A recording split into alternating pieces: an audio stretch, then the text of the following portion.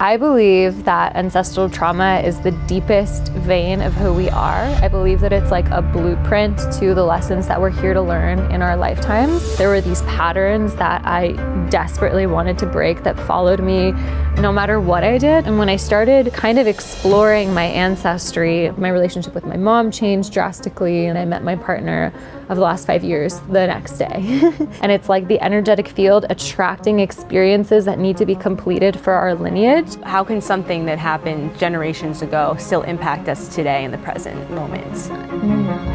Well, so hello beautiful people, welcome back to my channel Sky Life, where we follow curiosity and explore wellness, spirituality, and alternative lifestyle. Today we're diving deep into the topic of ancestral trauma and how to heal it with my friend Bela Divine, who is a Mexican mystic and psychotherapist specializing in how to heal ancestral trauma. Bela uses a modality called Family Constellations in her practice, which works with something called Morphic Resonance or the Morphogenic Field to understand how the karma and the trauma of our ancestors may still be affecting our lives today. And if you don't know what the morphic field or morphogenic blah blah blah, what that is, don't worry, I didn't either. Today we're going to dive in deep.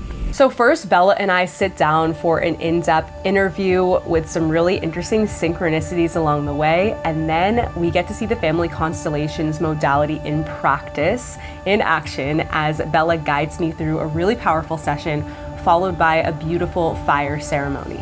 And at the end of this video, I'll be sharing information with all of you about how you can attend a live virtual How to Heal Ancestral Karma ritual with Bela herself. This is a topic that has come online super strong for me within the last several months, so I'm really excited to dive in and share it with all of you. And before we get into it, make sure you like this video and subscribe if you haven't already, and you might want to grab a journal and a pen to take some notes because this is a juicy one. I hope you enjoy.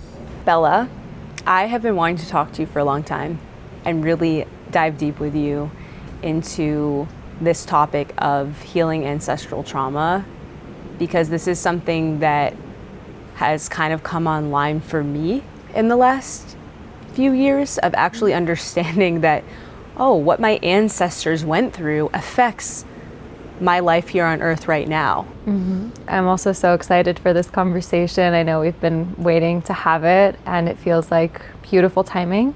So I want to start by just asking you, how do we define ancestral trauma? And maybe we start with, how do you define trauma? I would define trauma as anything that impacts your ability to be present in a negative way, or, you know, that keeps you living in the past or the future that you can't stop thinking about, that's impacting how you show up in your life. I think that there's this big emphasis for a lot of people on trauma being the event that happened, but it's actually not the event that happened to you, it's the impact of that event. Meaning that something seemingly small could happen to you, like, you know, maybe just not being told good job enough by your parents in childhood. And that could leave a really, really deep wound in you, because if you're still really feeling like you need that, or you're desiring that from your family members, that still counts as a trauma. I feel like the word trauma is just thrown around so much in healing space, in spiritual community, in therapy, and it's hard to understand what that actually is, and the spectrum of trauma. Very severe trauma, and then more smaller things like the impact on the psyche and how we show up can be a spectrum of how that presents itself. So what would you define as being like big trauma and small trauma, and how do we look at trauma and, I guess, release the judgment around like what's like worse trauma or less trauma? Does that make sense? Absolutely. So you pointed out something really important, which is that there is a spectrum for trauma, and in the trauma world we call them like capital T traumas and lowercase t traumas. Capital T traumas usually involve, you know, the obvious things that we think of, like abuse, violence, living in extreme poverty, living through global events, global catastrophes are more obvious big T traumas. And then little T traumas can be as subtle as, you know, I remember when I was in middle school, someone was like, ew, you don't shave your legs? And that had a huge impact on me for many, many years that I didn't even want to admit on how I perceived myself and my beauty. Okay, I see. And I think what we're talking about today has to do with generational trauma and how the trauma that our ancestors and our relatives endured then does affect us generationally, even if it goes back many generations. So how does that work? How can something that happened generations ago still impact us today in the present moment? Absolutely. So I believe that ancestral trauma is the deepest vein of who we are. I believe that it's like a blueprint to the lessons that we're here to learn in our lifetimes.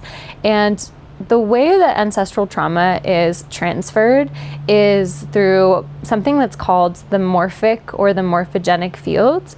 It's a concept that was studied by Rupert Sheldrake, if anyone wants to look into it. And to put it simply, the morphic field explains why birds just know that they're supposed to fly or migrate in one direction. Or for example, like all cows tend to face the same direction across the earth.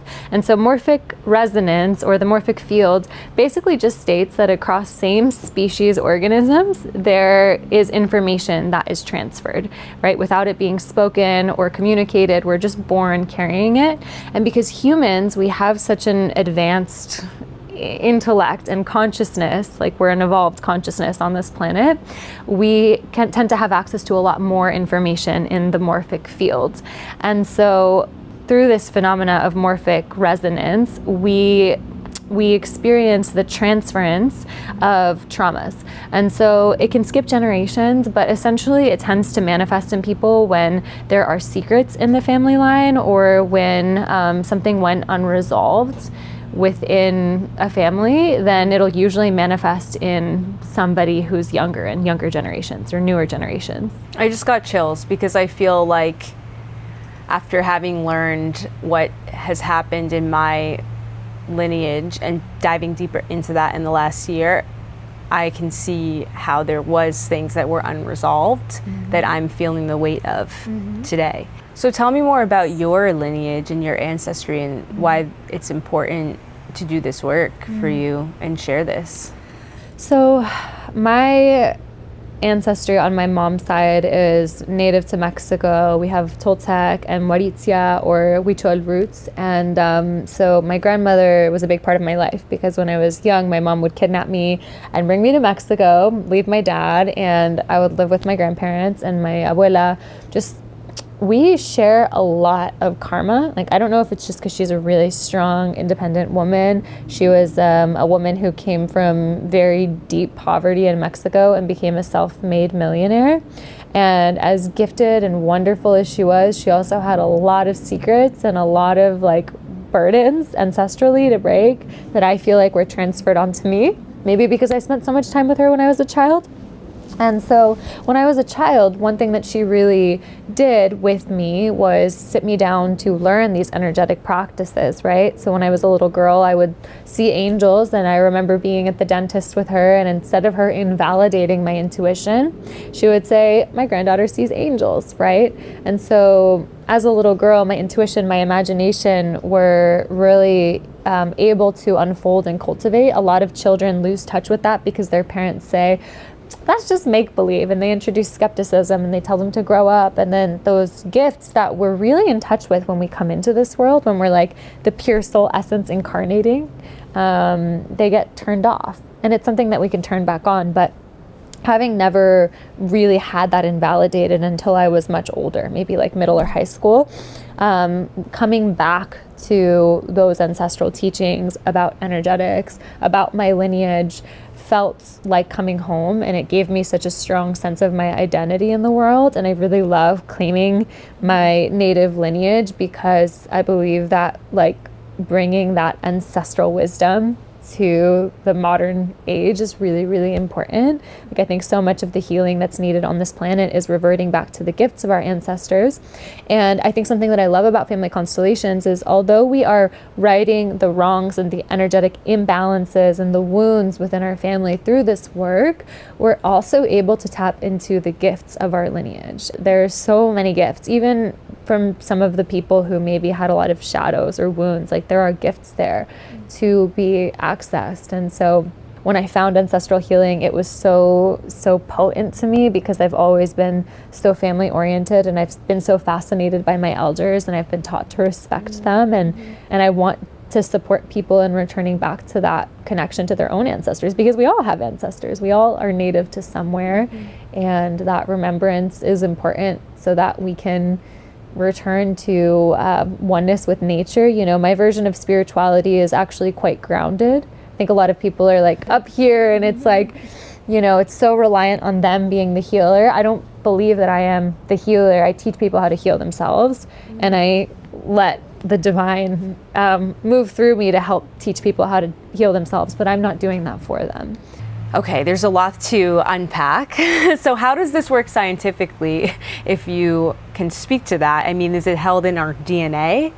Is it held in the emotional body? I mean, where is this information being stored? So I would say that there's not a ton of science on this. I mean, the study of morphic resonance is a science in and of itself, and Rupert Sheldrake collected a lot of information on that I don't feel like I necessarily have the expertise to speak to, but I have looked into it, and it's really, really interesting, because it can be observed through nature and through plants and animals, and, you know, information is communicated through trees and through the mycelium network, and so it's something that we see in the world around us, and so it kind of makes sense that it would happen for us as humans as well. Yeah, well, I asked about DNA, which I think is an interesting thing to just dive into a little bit, is how our DNA stores information, and that, to me, it feels like it's more than just like our genetic makeup of our physical appearance. It is a collection of data that's been passed down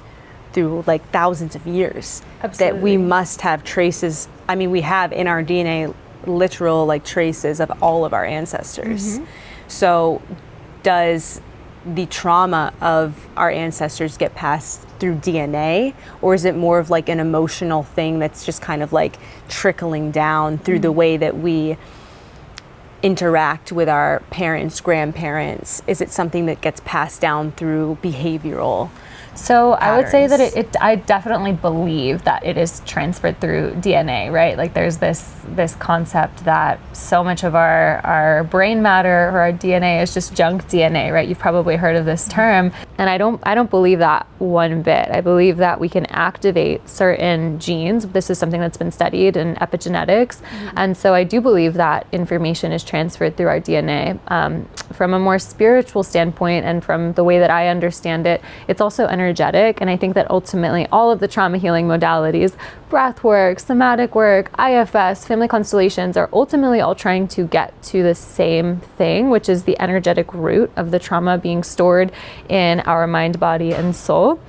And so I think absolutely it's transferred on a biological level. I think sure, it's impacted a bit by like our life experiences. That's very real as well. But I also think it's energetic.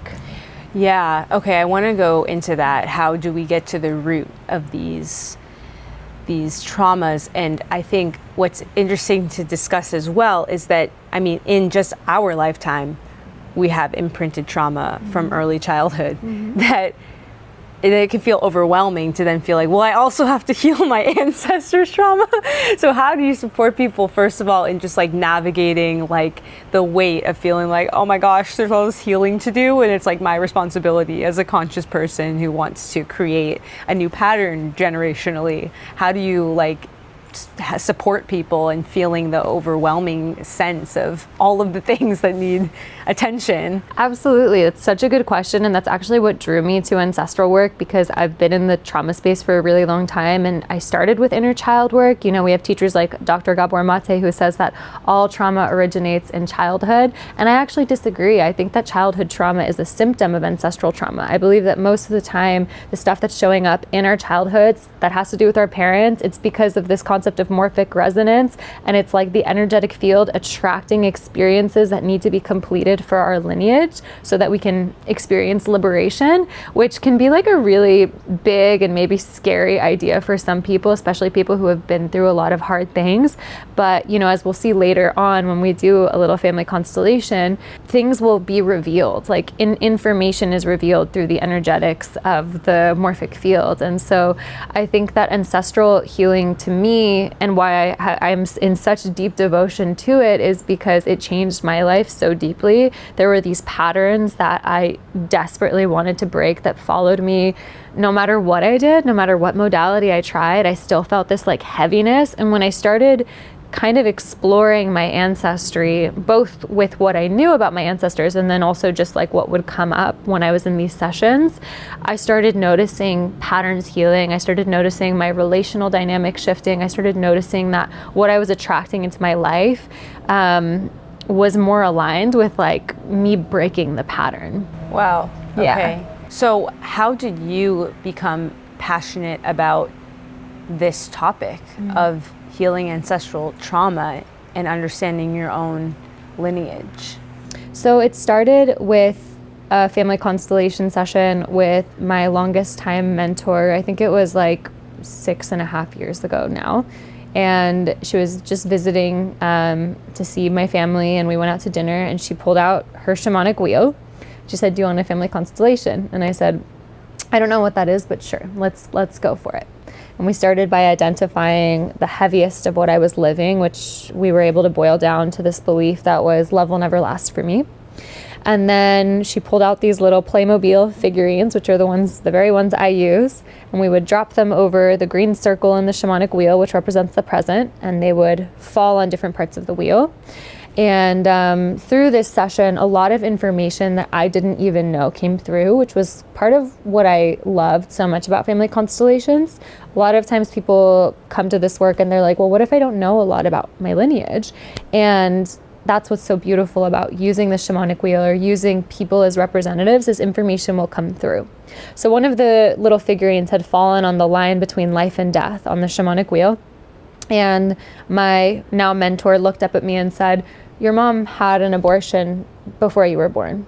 My mom tells me everything. So I was like, "No, she didn't."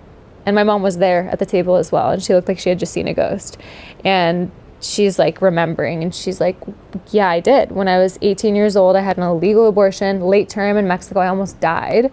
And her mom swept it under the rug. They never talked about it again. But it was like really, really bad. She almost died.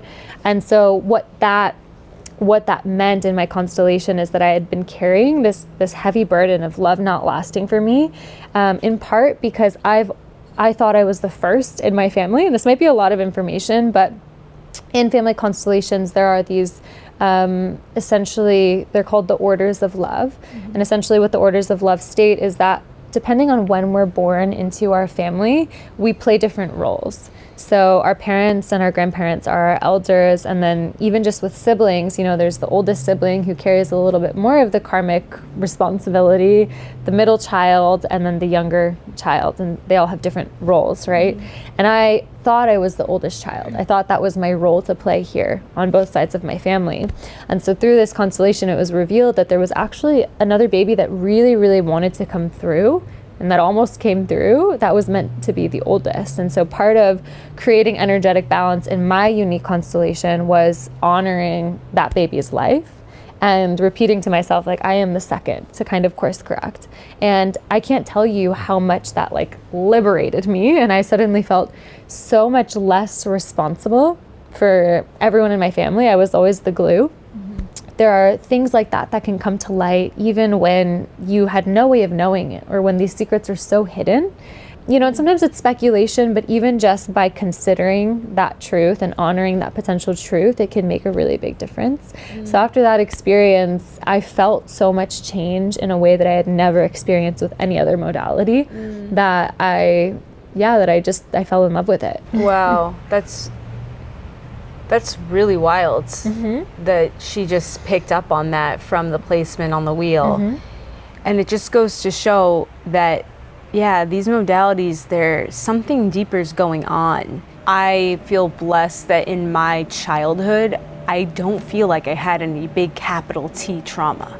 And for a while, I was like, how did I get away with being in this world, not having like something that felt very heavy on my psyche in terms of capital T, like abuse, neglect. Like I grew up in a loving household with two parents who were very supportive. And then of course we all endure different levels of trauma that impact who we are and the way we show up. And I've definitely had my fair share of those experiences, but I felt very blessed. Like, well, I don't feel like I've experienced any very severe capital T childhood trauma, yet there are these patterns that keep coming up.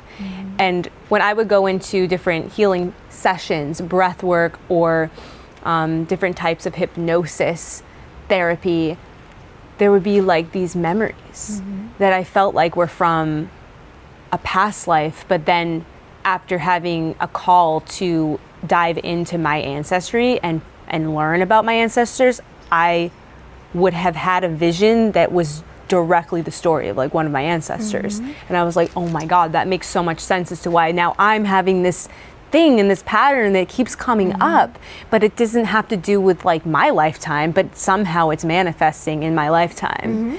So I fully believe that like these karmic patterns and loops like are generationally passed down, and then until they are resolved, they're going to continue to manifest. And what I feel a responsibility to do is like clear as much of it in my lifetime as I can for future generations. That's the process of evolution, you know? That's the greatest gift that you can give to your family members as well, is to really do that work to like liberate them as you liberate yourself.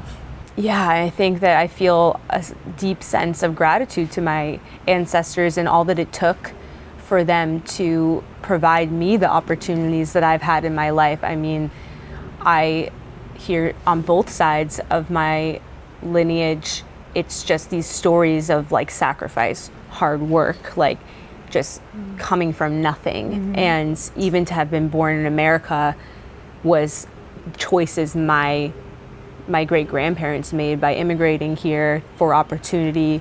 And I feel like the blessing of opportunity, I like really don't take that lightly. Like I feel such a deep sense of gratitude and wanting to also like acknowledge what they went through and like support their healing. And I do have the belief that time is very non-linear, and that past, present, future is all happening simultaneously in one present moment of infinite expansion. So that by doing the work in the present, we can heal past and future.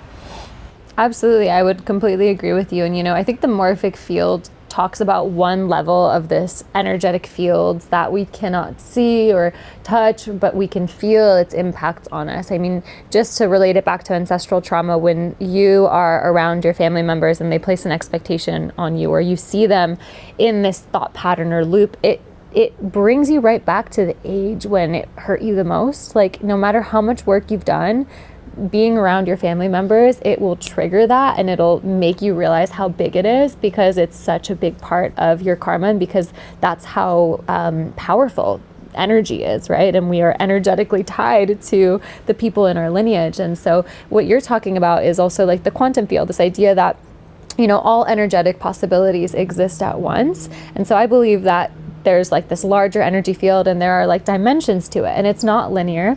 But what I will say is that when you do the work to liberate yourself from ancestral burdens, you can also manifest more effectively. I mean, I was working on the belief that love would never last for me, and I met my partner of the last 5 years the next day. After my first constellation, and I was like, this is going to be what I dedicate my life to. Wow. Yeah, so that's why I pursued it, is because it was so immediate in the breaking of the patterns, and then everything that came into my life afterwards. I mean, it really moves things. My relationship with my mom changed drastically, and then my relationship with my dad changed drastically as well. And more than even just my relationship to my parents, because I've done a lot of work with clients on this, and sometimes our parents aren't willing to do the work, aren't willing to meet us there. We can't even really be in relationship with them, but at least the way I related to my family members changed. I no longer felt their pain and their karmas and their burdens, and I felt free to create a new path. Wow. So you do your first family constellation, and the wound was love will never last for me. And and the next day you meet your partner that you're still with. So that's amazing to see such a fast manifestation of the very thing that you were healing then coming to fruition in like a new empowered way in your life. Yeah. So we're going to do a family constellation with me in a little bit, which I'm really excited about. Can we discuss what that even means? Like, how does this work? What is a family constellation? Great question. So a family constellation, when I hear that word, I imagine like a constellation of stars in the sky. And so you can imagine that, you know, your family, each member plays a specific role, and there's a constellation of the energetic patterns, wounds, gifts within your family. And what happens is when the family system gets messed up, so to speak, or when there is an imbalance in the family system, then that energetic imbalance gets transferred to other people within the lineage. So I'll give you an example. One of the principles of family constellations is that there has to be a limit between giving and taking. So if someone in the family is taking more than they need to take, or giving more than they have and are able to give, then that creates an energetic rift and an imbalance that will then impact the rest of the system. And so everyone is kind of tied together in the family system, if that makes sense. Yeah. And so we have to look at where those energetic imbalances have taken place. Now, there are also 7 major karmic shadows. So the 7 karmic shadows are abuse, addiction, violence, poverty, illness, abandonment, and betrayal. So those are the ones that we see the most commonly in family constellations, and that can be a really good map or framework to start kind of identifying which ones have shown up in your own life. And those are really the biggest sources of energetic imbalances that will show up within the family system.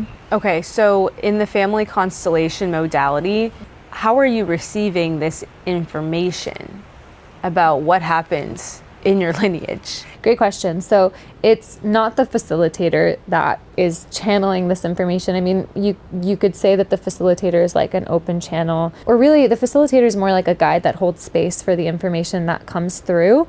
But what happens is we initiate you into what we call the knowing field. The knowing field is essentially this field where all energetic information of your family lineage exists. We intentionally open it up, and then you can use in person, like people to represent your family members. You can use little figurines like we'll be using today, and we will also be using a shamanic wheel. And essentially what happens is however you map it out, whether it's with little pieces of paper or people representing or little objects representing, the information will energetically manifest. And so you can kind of read it. So for example, today we will be doing a constellation on the shamanic wheel. There are 4 quadrants on the shamanic wheel. Each one represents something different. And I'll have you drop the figurines after we decide who they're representing. And we'll see where they fall on the shamanic wheel, and we'll be able to read the patterns that show up there. And what I love about this is like you can't really make it up, especially, you know, when you're using something like the shamanic wheel or other people to represent, because they will start feeling the sensations and the thoughts and the emotions of your family members. And so you kind of get to watch it play out. But the way that we actually correct the limiting or the limiting belief or the burden is once we can understand the energetic dynamic, we can begin to make course corrections. And so for example, if there was a rift between mom and dad in real life never could find closure, and this was really, really hurting you, we would in the constellation have them talk to each other and have them kind of amend and respect the different orders of love. So you're talking about the shamanic wheel that's used in the constellation modality. What is the shamanic wheel?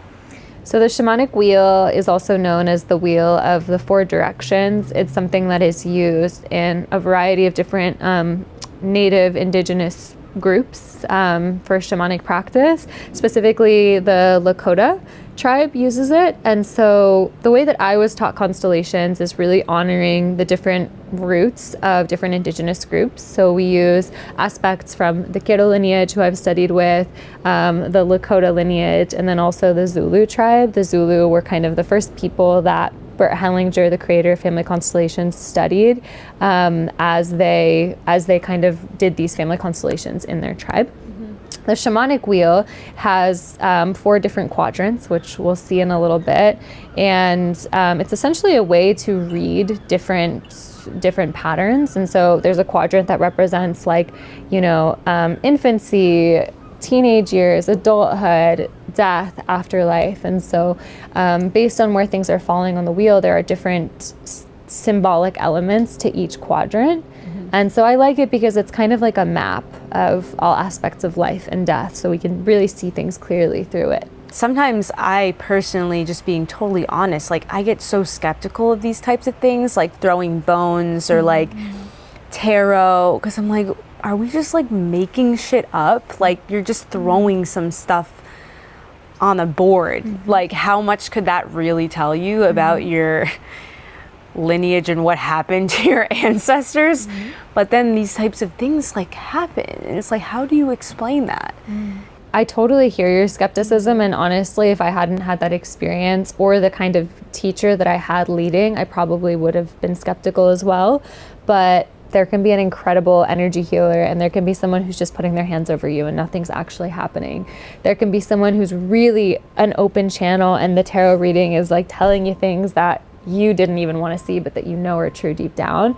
And then there can be card readings that just don't resonate. And so I think that it's really like with any of these healing modalities, it's about finding a teacher who is so well practiced and so connected to what they teach that, that it's just absolutely undeniably true to you. And that skepticism is healthy, right? Like you shouldn't believe everything you hear. I think that's why it's really important to experience things for yourself.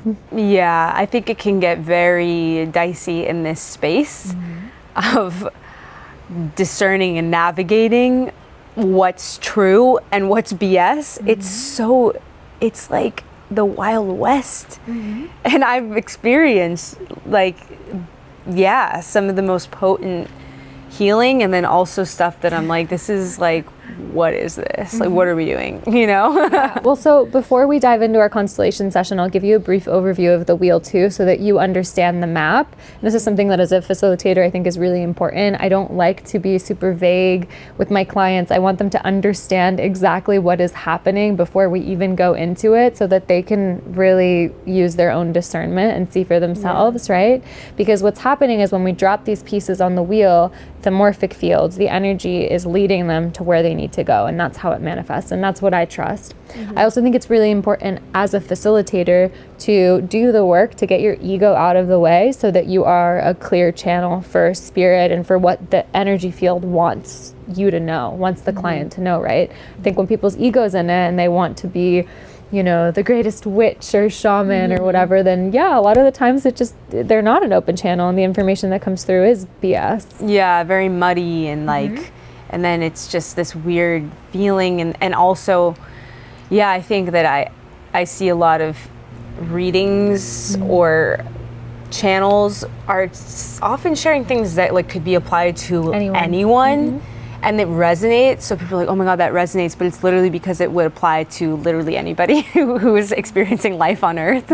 So I think that's really interesting that we can maybe go into specifics of like how this is actually specifically unique to, me and my ancestry. Absolutely. I think that's why it's so important, and we've done a lot of work leading up to this session to even just kind of get clear on what you want to work on and who lived it. And so we're speaking through your truth first and your map of life and what you've experienced, and then you'll get to see it play out on the wheel. And it's like, you'll see we're dropping the pieces, so I can't influence where they go, and it will be specific to you. So interesting. Okay. How can people begin to do this work to dive into their ancestry, their lineage, uncover what is there, and start to heal the ancestral trauma and rewrite patterns and stories? How does one begin that process? So I really believe that shame dies when we can identify the stories. And so storytelling is so at the root of humanity. And so if you have access to your family members, if they're alive, if you can communicate with them, finding out and asking all of the questions about you know, in relation to those 7 karmic shadows, and asking your family, like, was there abuse? Was there addiction? Was there betrayal? Was there, you know, poverty? When did this begin? What happened to these people? Like, trying to trace it back as far back as you can. It can be really, really helpful because it gives you a clearer map of what you need to work on. However, you can often deduct that certain patterns came from your ancestors without having all of the information, right? I've had clients who were not in contact with their family members, but who knew just like a little bit about them, and we go into constellations and they can feel in their hearts that that information that's coming through is true, and it gives them something to work on, right? Or maybe you can identify like, oh, there's this pattern of always being in relationships where the other person betrays me. And no matter how much inner work I do, that keeps happening. That likely happened prior in my lineage, and I'll just be open to working on it. Now, some ways that you can work on this on your own at home. I think that invoking the ancestors through ritual can be really beautiful. At the beginning of our video today, you called upon the benevolent ancestors, and tapping into the gifts and the resources of our ancestors is really, really huge. There are exercises that you can do. For example, you can enter into a meditation and really get into almost like a trance-like state. Maybe you're listening to bilateral stimulation music or like some kind of trance drum, and you can imagine all of your ancestors lining up behind you, because you're at the front of that line. You're the youngest, or if you're not the youngest, you were the youngest at one point. So allowing yourself to feel that support of all of them lining up behind you, and just feeling that togetherness and feeling that that divine guidance and support, calling it in, is really important. So I think a lot of times people have this belief of like, oh, I'll see it or I'll believe it when I see it, but it's really that you'll see it when you believe it. So if you're open to connecting to the gifts of your ancestors, they often begin manifesting, and miracles and synchronicities begin taking place in your reality. But you do have to call it in. It's not just gonna happen out of thin air. Yes, okay. How do you suggest someone who doesn't have experience with prayer, how do they start to get comfortable and they're like, oh, actually I want to try, like calling them in? Just, is that meditation what you would recommend? In my lineage, we do something called ofrendas on Dia de Muertos. And so you can find a photo, or if you don't have a photo, you can even just like, if you knew that they liked the ocean, have a photo of the ocean. Or if you have an idea of what their energy looks like, maybe you just like draw a picture and put it on an altar, or it doesn't even have to be an altar. It can be like a corner of a bedside table. And you can put any objects that feel sacred or intentional to you there. And you can just literally speak whatever comes from your heart, including your skepticism, out loud, right? I think prayer is just a way in which we communicate with the greater forces at play. And it maybe has religious connotations, but for me, it's not religious. It's just a matter of being in communication with this universe. And I've found that through doing that, magic unfolds in my reality, right? Synchronicity begins to happen. And I think synchronicity is the universe kind of showing us that we're on the right track. Absolutely. I love synchronicities. It's just like, oh, yes. And I've had specific synchronicities with my ancestors show up where I'm like, they're talking to me for sure. There's no way that this is a coincidence. Like, they're literally communicating to me through these signs and these symbols that come into my reality. And I think it really does happen when you are open to it and you believe and you ask for it. It will start to happen. Absolutely. And so I think it's really just a matter of like, you don't need to go 0 to 100. I know that the world of woo can be really, really overwhelming to people who maybe don't have experience with it, but just as simple as like calling in that support and asking your ancestors to be there with you can make a difference. Did you hear that horn? Yeah, we can totally. No, but like, what is that? Sounds like a clown. Dude, no, this is a synchronicity. No, that's what I'm saying. This is a synchronicity that happened literally right now. Because as I'm listening to that, I'm like, that sounds like a clown horn. And my grandfather was a clown. Really? Yeah. On your mom or your dad's side? My mom's side. Wow. Yeah.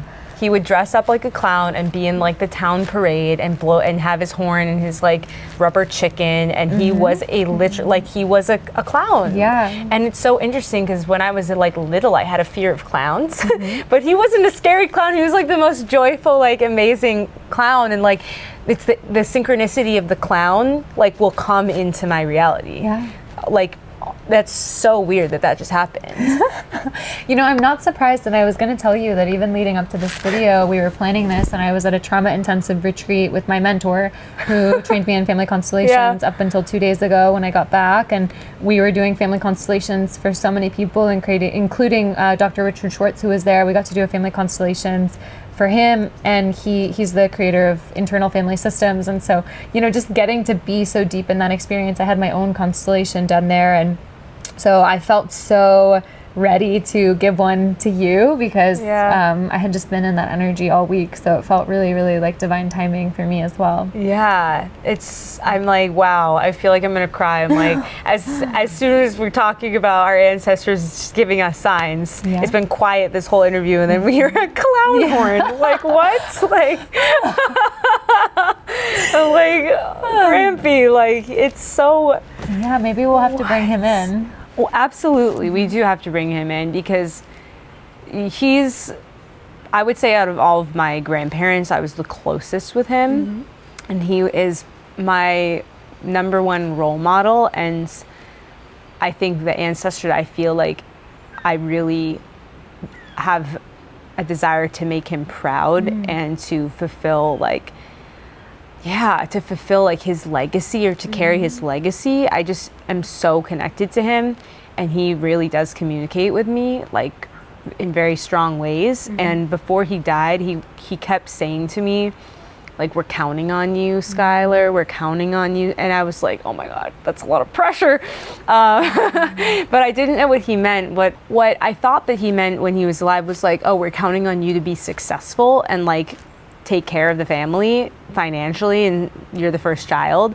But now what I understand that he meant was that he's counting on me to like carry our lineage and to understand the history.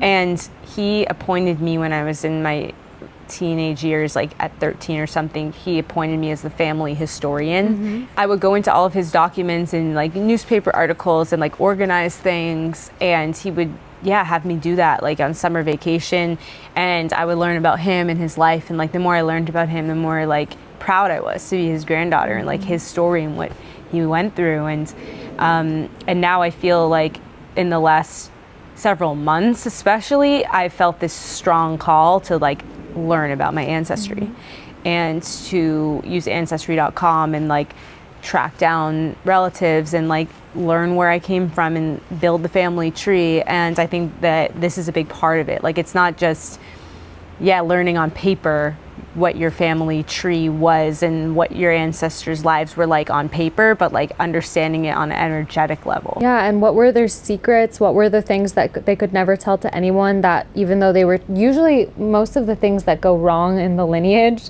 are things that were kept secret because they wanted to protect you, because they didn't want that to be passed down.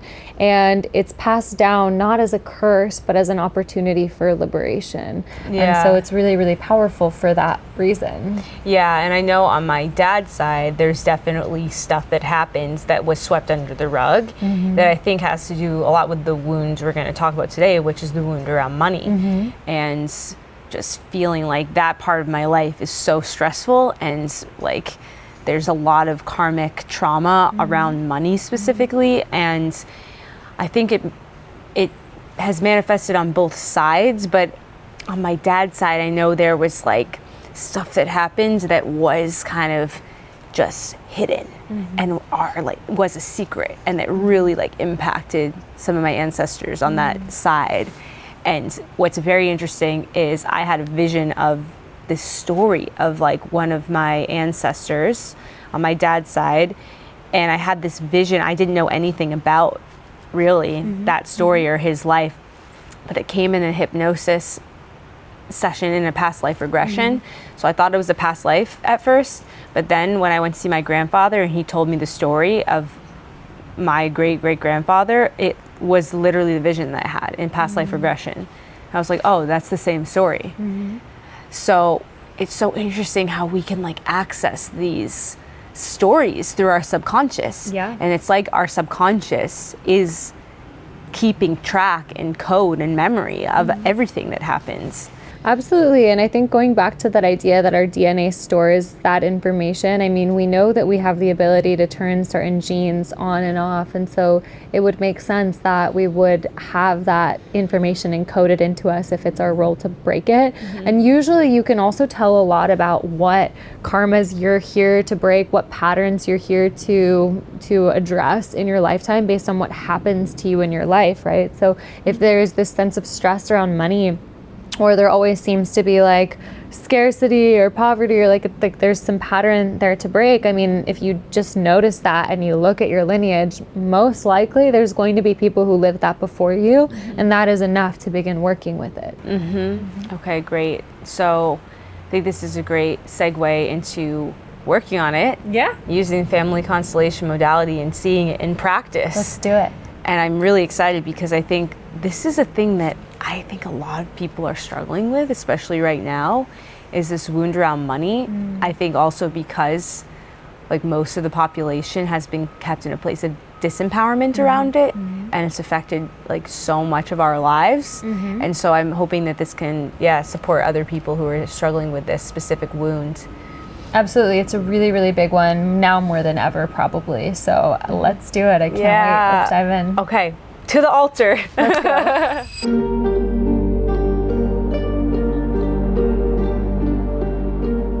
So before we go into this experience, I did just want to tell you that there are two results that we aspire to see from family constellations. The first is that you will kind of experience like a restructuring of your reality, and that can look like that belief that you have around money transforming so that it feels like it absolutely is possible. Another result that can occur is that there's like a restructuring within the knowing field, within the morphic field, that allows your dynamics in your family system to change, whether it's with people who are living or no longer living. You can give your ancestors peace through this experience. So I just want you to be aware of that before we get started. Okay, so we just went through a pile of notes on everything I know about my lineage related to the money wound. So based on everything we went over, like what's important for us to note here? What I would say is that we can deduct through going through Sky's lineage patterns and history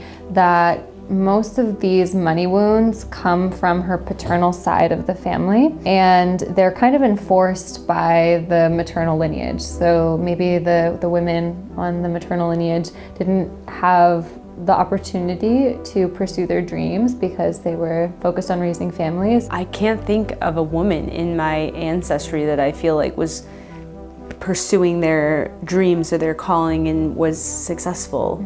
Like it's a line of housewives, which isn't a bad thing or wrong. It's just that I feel this like strong call to find career success. The wound of feeling undeserving of financial success definitely feels like it comes from the paternal side. Okay, so how do we do this? This looks like a Pokemon wheel. Is that insulting to call the shamanic wheel? No, I don't think so. What is this? So this, actually, we're gonna move this like for now. We're doing deep ancestral healing and playing Pokemon and Legos. Yes, with little Playmobil figurines. And here we have the wheel of the 4 directions. Generally, when pieces fall on this quadrant, it's representing childhood or someone who's kind of stuck in childhood patterns or who didn't yet evolve into the maturity of adulthood. And this line between childhood, infancy, and adulthood represents the teenage years, so adolescence. Over here we have adulthood, and so this is where we reach peak maturity. This is where we are meant to reach like the peaks of our lives, where we kind of get to that highest point of achievement, of success. And over here in between the red and the black quadrant, we have this line which represents menopause, or the masculine equivalent of menopause. And so over here we really experience old age, but also grief and letting go and loss and, closure. This line right here between the black and the white represents death or transition to the spirit worlds. The white quadrant over here is really broken up into two. So this is often where people get stuck. And the reason why someone gets stuck in this quadrant is because one of their ancestors passes away, maybe like their mother or their father or a child. They might really just want to follow them into the spirit world. It can also happen when you don't fulfill your purpose. If you get stuck in this quadrant, life will keep giving you experiences and opportunities to try to wake you up, to help you learn the lessons and to come back to the reality that you're meant to live. And then over here is really where like the ancestors exist. Coming back to this line between the white and the yellow, this is where, souls enter and kind of begin the life cycle anew again. What is the green? So the green is the present moment, the here, the now. These are our dreams, our metas, our desires. And then the blue represents kind of like the great mystery. Okay, so we're gonna do just a little practice to open ourselves up to the knowing field. So you can go ahead and you're gonna begin just rubbing your hands together to generate that energy. That connection to the energy field is energetic. And just infusing the space between your palms, the energy that you're creating with the intention of connecting to all of the information that you need to know so that you can clear this karmic burden from your lineage for yourself and for everyone who comes after you. So just asking for any support for the ancestors, asking for the gifts of the ancestors to be here with you.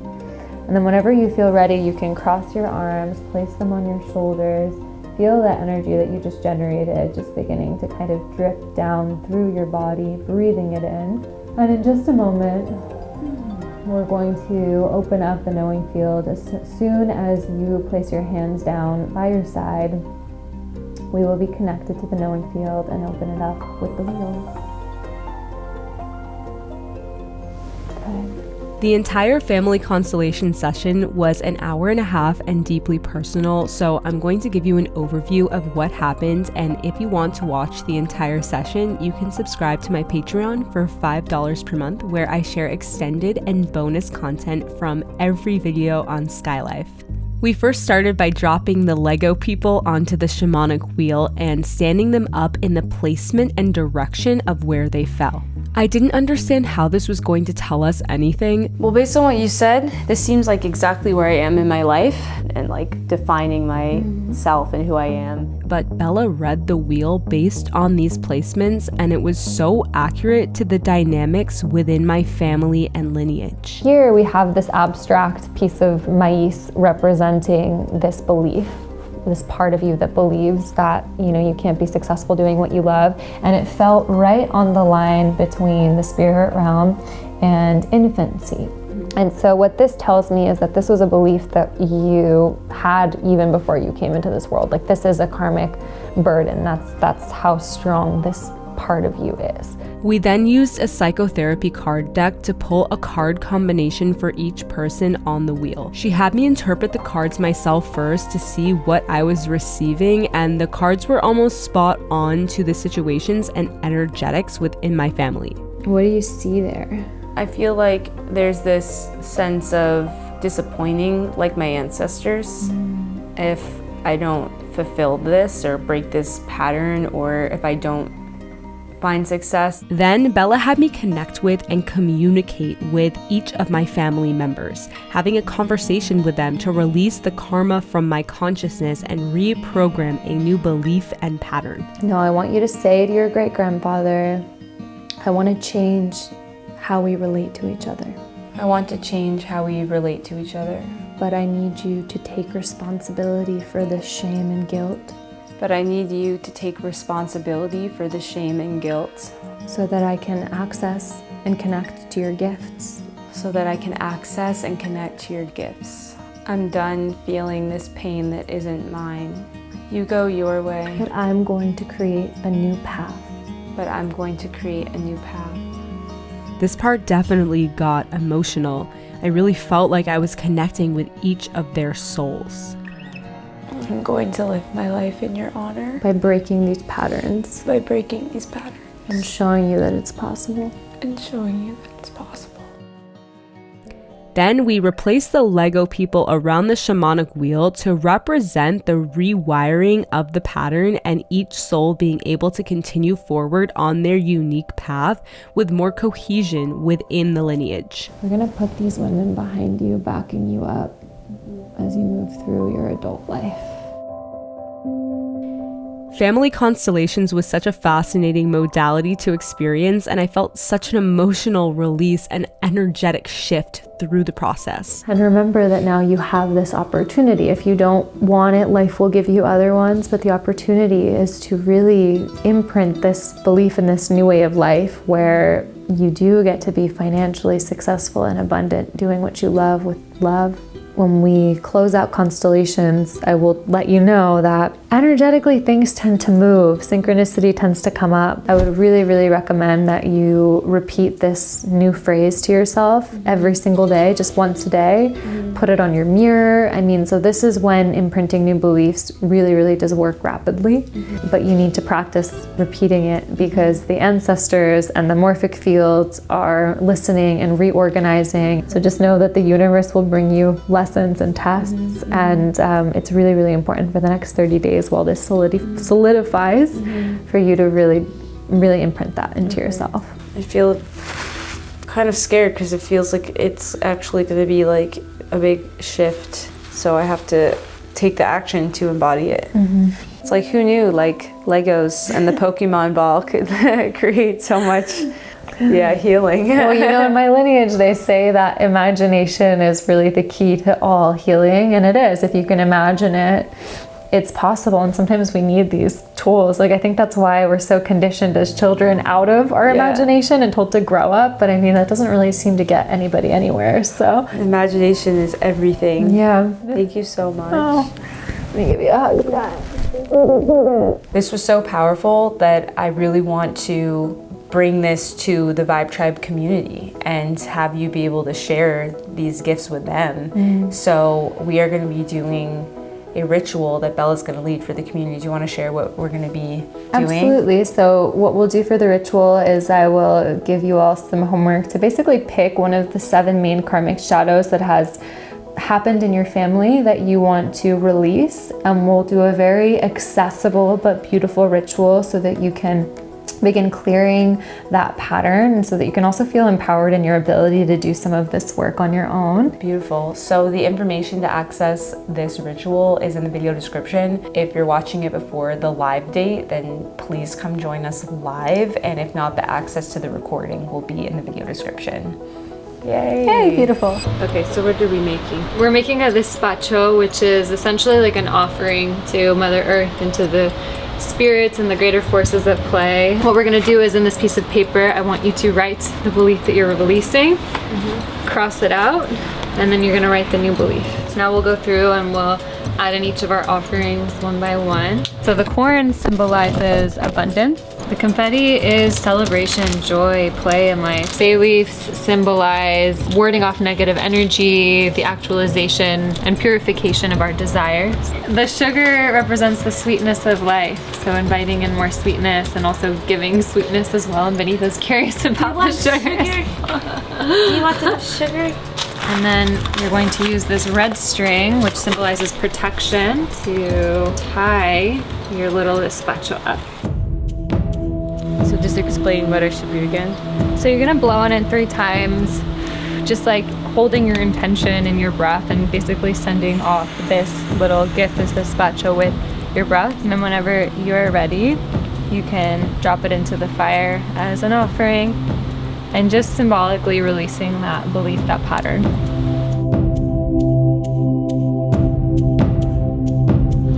And there's one last piece, which is I'll just give you a little clean, energetic clean with my Misha, my medicine bag. Gran Espíritu, a tu sangate, a tu peña de verdad, limpia su aliento, dale mucha fortuna, mucha abundancia, guíala, give her a lot of abundance, a lot of freedom, especially from these karmic burdens. Just clean any part of this pattern that lingers so that she can release it energetically and fulfill her mission here on it.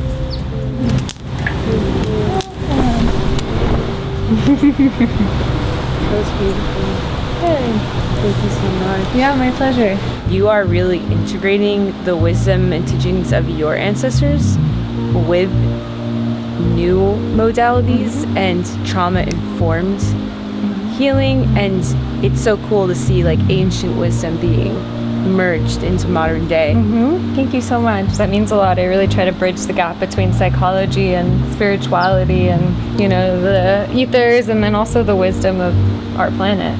Yeah, Super important. it's very integrated and it feels like your own and very unique. So I really appreciate that. yeah, thank you. Thank you, Sky. Yes, thank you so much. We really hope that you can join us in the Vibe Tribe for the healing ancestral karma ritual that Bella is going to lead for all of us. So the link is in the video description, and to access that recorded ritual, if you're watching this after we do it live, thank you so much for being willing to share your gifts with me and with the community. It means so much, the work that you're doing, and I really appreciate this. Let us know what you thought about this video in the comments. And that's it for this episode of Skylight. Tuning in. Thanks, Sky. Bye.